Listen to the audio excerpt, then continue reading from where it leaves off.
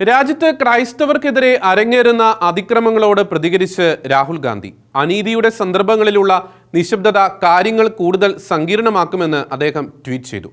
രാജ്യത്ത് വിവിധ സംസ്ഥാനങ്ങളിൽ ക്രിസ്മസിനോടനുബന്ധിച്ച് ക്രൈസ്തവ വിരുദ്ധ അതിക്രമങ്ങൾ അരങ്ങേറിയിരുന്നു. ദ ന്യൂയോർക്ക് ടൈംസിൽ പ്രസിദ്ധീകരിച്ച റിപ്പോർട്ട് ഉദ്ധരിച്ചായിരുന്നു രാഹുൽ ഗാന്ധിയുടെ ട്വീറ്റ്.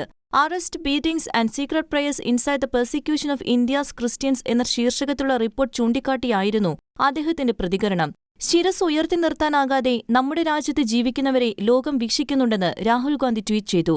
അനീതിയുടെ സന്ദർഭങ്ങളെ നിശബ്ദത കൂടുതൽ സങ്കീർണമാക്കുമെന്നും അദ്ദേഹം കൂട്ടിച്ചേർത്തു. ക്രിസ്തുമസിനോടനുബന്ധിച്ച് രാജ്യത്തിന്റെ വിവിധയിടങ്ങളിൽ ക്രൈസ്തവ വിരുദ്ധ അതിക്രമങ്ങൾ അരങ്ങേറിയിരുന്നു.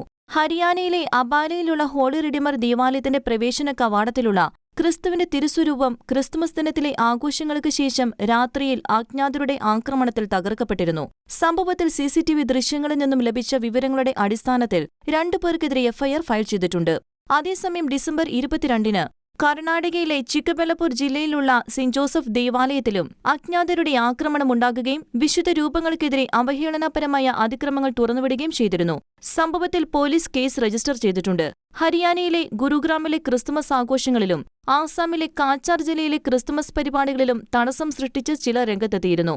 കൂടാതെ ഉത്തർപ്രദേശിലെ ആഗ്രയിൽ സാന്റാക്ലോസിന്റെ രൂപങ്ങൾക്ക് തീകൊളുത്തിയതായ സംഭവങ്ങളും റിപ്പോർട്ട് ചെയ്യപ്പെട്ടിട്ടുണ്ട്. National desk, ഷെക്കന news.